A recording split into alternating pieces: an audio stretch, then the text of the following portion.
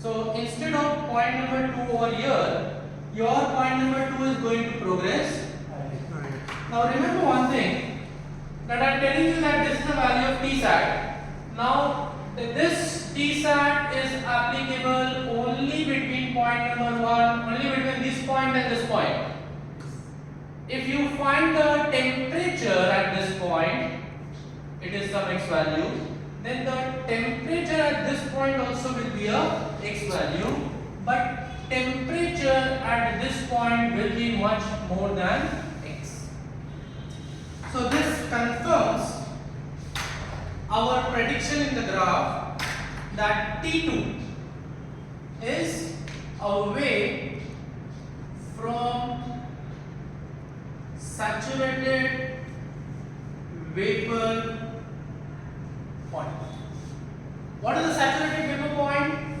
This is a saturated vapor point. So it means that point number 2 is in the superheated region. So point number 2 is in the superheated region. Now the significance behind evaluating the position of point number 2 is to make sure that our calculation of V2 goes correct. So if I want to calculate volume at point number 2, what I will say that volume at point number 2 will be equal to the volume due to the saturated vapor plus some x quantity. Am I right or not? If this was point number 2, then what will the volume at point number 2? Volume at point number 2 would be equal to that of the Vg. So your V2 will be nothing but equal to Vg plus x. So in the case of enthalpy, this x, I used to teach you all that this length is nothing but Cp into T sub minus T sat. So similarly, there is some logic for even calculating this length corresponding to the volume. And what is that logic? Now I have told you all that in a superheated region, we assume the fluid to be as a ideal gas. Is it okay? So if the fluid is assumed to be an ideal gas, then I will say that P2, or I can say that Pg at point G. This is point G. Pg into Vg upon Tg will be equal to P2 V2 upon T2, because it is an ideal gas from point number G to point number 2. It is an ideal gas. That's the theory behind evaluating the volume in superheated region. And the theory of evaluating the enthalpy in the superheated region is Cp into T sub minus T sat. Is it okay? There is a theory of even evaluating the entropy in superheated region, but unfortunately that is not in the curriculum space. So this is the theory of evaluating the volume for superheated region. So you say that above this point means away from this region, the refrigerant is a superheated, is an ideal gas. So I am just equating the value of R. I am just utilizing the advantage of ideal gas. So R at this point is nothing but PV upon T. So R at this point, that is the gas constant, and R at this point I am just equating to be same because I am using theory of an ideal gas.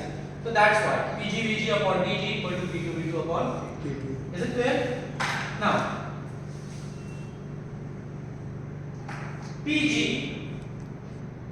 is nothing but the pressure which is corresponding to a temperature equal to plus 26.69 degree for refrigerant R134A.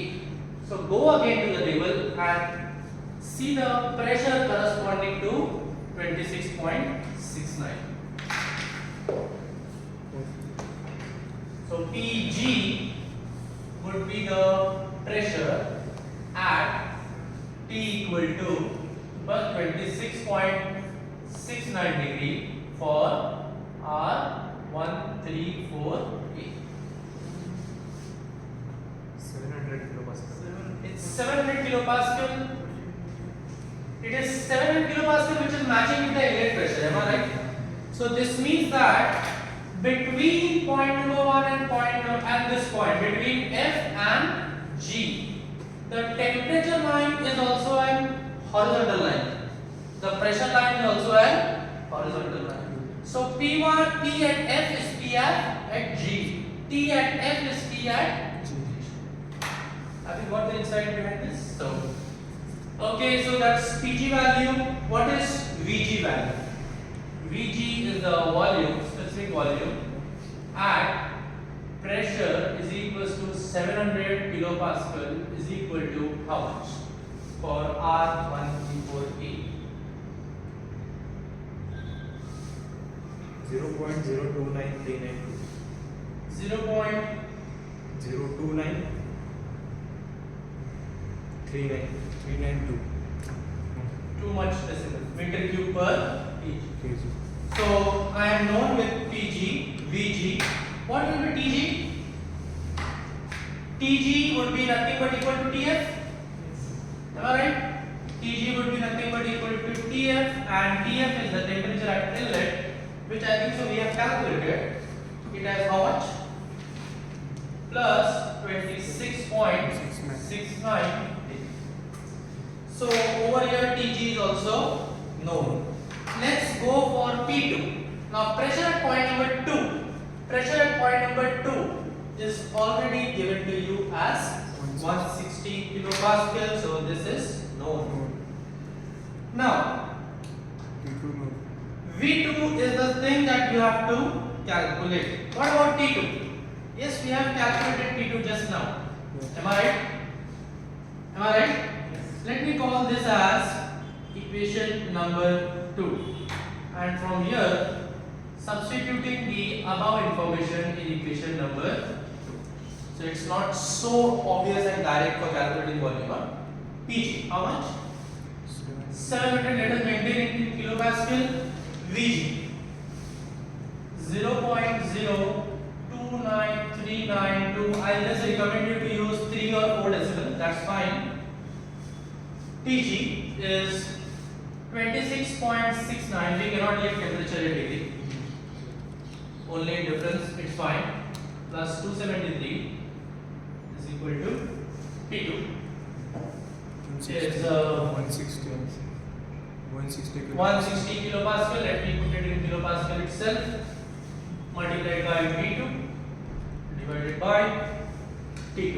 So T2 value just we have passed out, that is 61.54 plus 273. From here you will get the value of V2.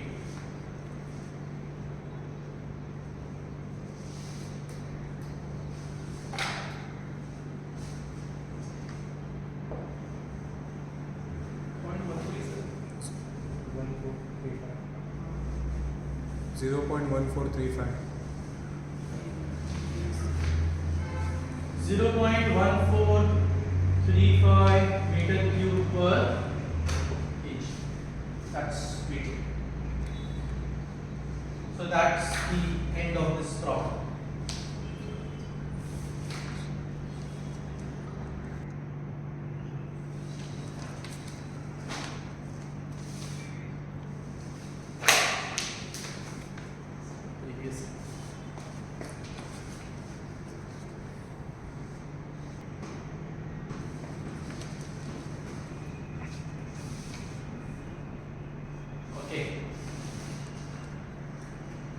So the next good problem involving the concept of steady flow energy equation is one of the type of a heat exchanger. It's a complicated type of a heat exchanger.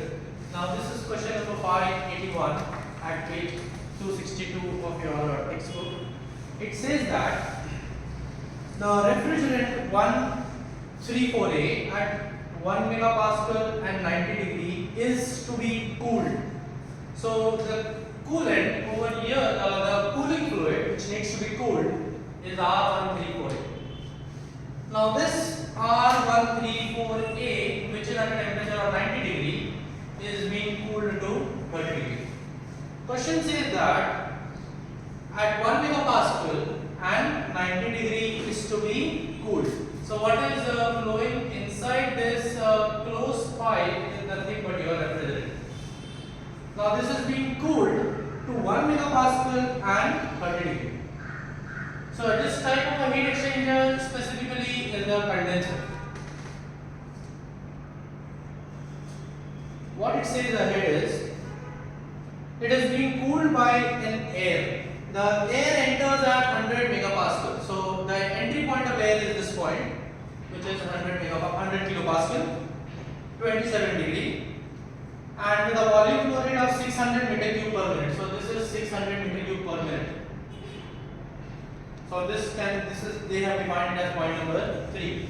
So this point is being defined as point number 1, and this is defined as point number 2, and this is defined as point number 3, and this as point number 4. So they say that air enters at 100 kilopascal and 27 degree and volume as 600 meter cube per minute, and leaves at 95 kilopascal at 60 degree. Determine the mass flow rate of a refrigerant. Question is very simple. It's only determining the mass flow rate of a refrigerant R134A is equal to question mark.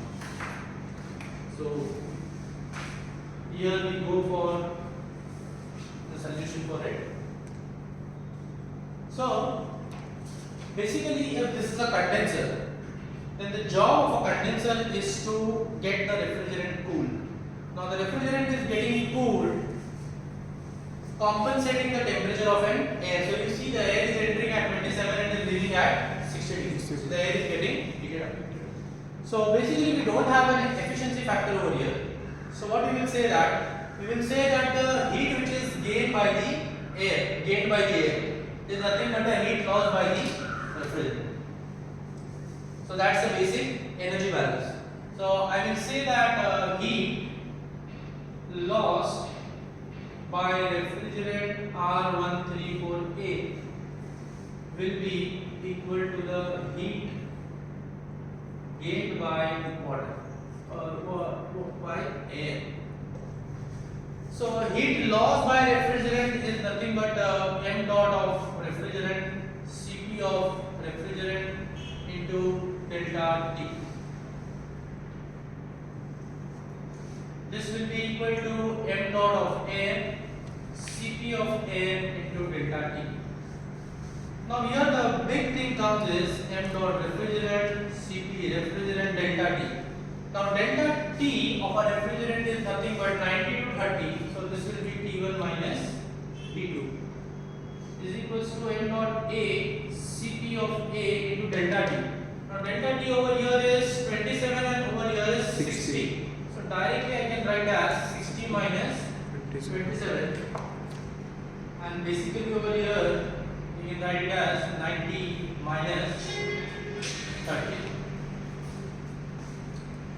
Now I'll just hold this equation to equation number 1 and I'll just proceed with m dot A because I can readily locate the volume. So I will say that since volume of an air is 600 meter cube per minute, so if I convert it into seconds, so this will be divided by 60 seconds. So this will come around 100 meter cube per second. And also I can say that density is equal to mass upon volume. So if you try to put the dot sign, that is per second, so this will also be m dot. So m dot of air is density multiplied by v dot of air. Okay.